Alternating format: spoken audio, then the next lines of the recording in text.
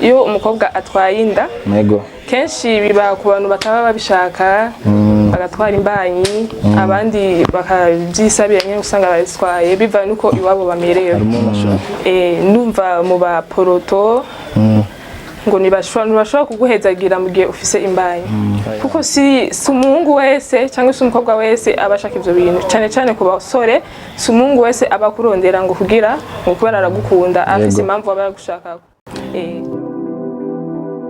VYUKA TV. People ndabahaye mwaramutse namwiriwe rivanye naho muherereye ni ca kiganiro kibamcama kibera kuri VYUKA TV kiganiro kiba citwa VYUKA TUYAGE. So ndabaramukije ndongeye kandi kubahereza iyindi ndamukanyo ni Matériels again yagarutse abafise umutumire hano reka twibwire yibwira abakunzi ba VYUKA TV hama cyo tubandanye kaze bite muraho turakomeye ku mazina nitwa Keza Jolie Briantine nkabamba mu Carama Keza Jolie Briantine ego nkabamba mu Carama akote ya diaspora okay akazina kawe dabisamenya kwiye nako basubira ngo vraiment karagoye okay turagushimiye cyane hama mbe ndakubaze hari ahantu kwanza tumaze ndagutera akabrage gato yagusa novuga ngo ndavugize nawe VYUKA TV giba ijyambere uyumvise canke byo jyambere uyibonye sibyo jyambere ahubwo ni byiza kuba nayimenye okay wari maze kwibonera hehe ku marezo sosiyo yiherezo sosiyo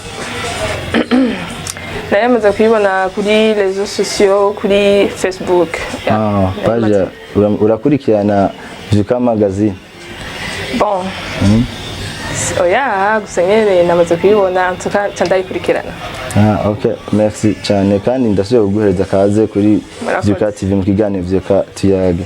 Okay nibaza kumeze neza ye ndabona nagasuriyo kameze bosa ikangwa nani okay hama guys tudatevye canke tutabarandiye uno munsi twari dufise content ivuga gute nico kibazo ndazi wagomba ubaze uno munsi turakunze mu kibano turakunze kubona umukobwa twari tumuzi bakundanye n'umuhungu kanaka banyarutsa basi ukunyarutsa kwa mariage kunyarutsa mariage bivuye kumvo abantu benshi batazi ariko iyi secret yamaze kuba iri kiramenya abantu benshi ni n'abakobwa baba bakundanye n'abahungu baca banyarutsa mariage ugasanga baranyarukije abavyeyi babo iki urashobora kuba umaze kubibona mu kibano canke uramubibona ego byamaze byabaye ku bakobwa batandukanye uko cyo nabivuga ko jewe ego iyo umukobwa atwaye inda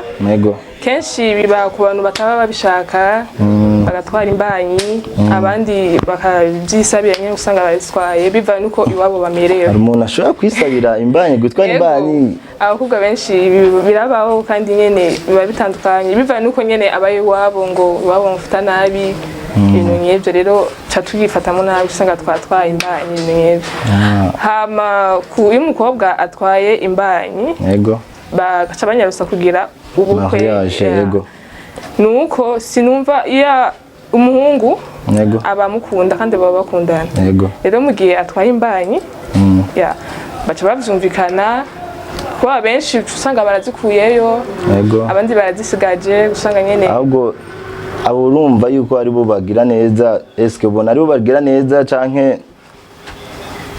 barusha bajya baca bazikorora abo nibo bashigikira bahe muri abo bashigikira abo baca bagira ubukwe kutayikurayo kuko uyikuyeyo uba uri kuriyicira kandi uri kurisha n'uwo mwana kuko uba wagiye mu bintu udashaka kuko uba wakoze ibyo bintu mu gihe uzi yuko bifite ingaruka yego barakunze kubinyarutsa ariko turakunda kubona mariage nyinshi mu ishengero amategeko y'ishengero akunda kuvuga ati nta muntu yogira mariage afise imbanyi benshi turakunze kumva babinyegeje eske iyo ngorane yoba iri kuba nta ngorane ngaho mwoba mukoze canke nta kibazo mwoba mugize ku ishengero canke icyaha urakoze Yego. hama ico kibazo nibaza yuko bivana n'ishengero yariyo numva mu ba poroto ngo ntibashobora kuguhezagira mu gihe ufise imbanyi.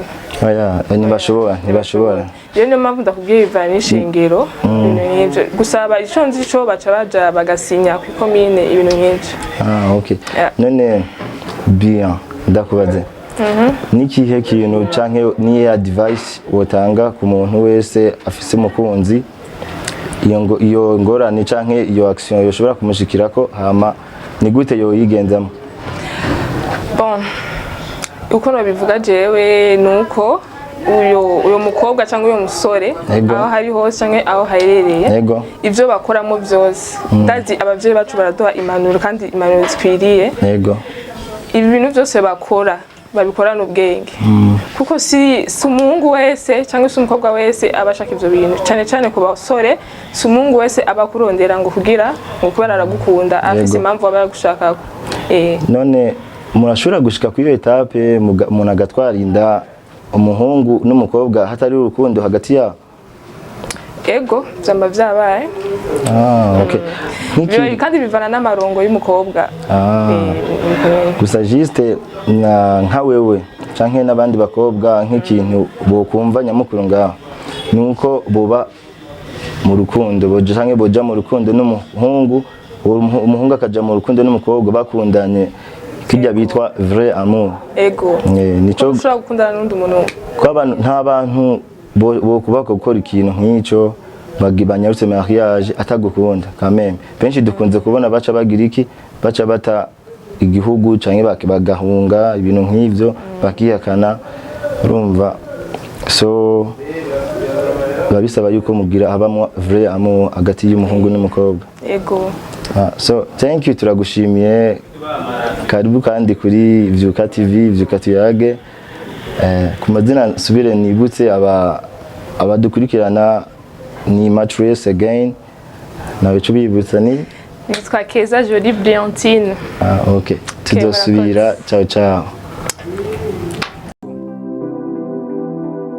VYUKA TV.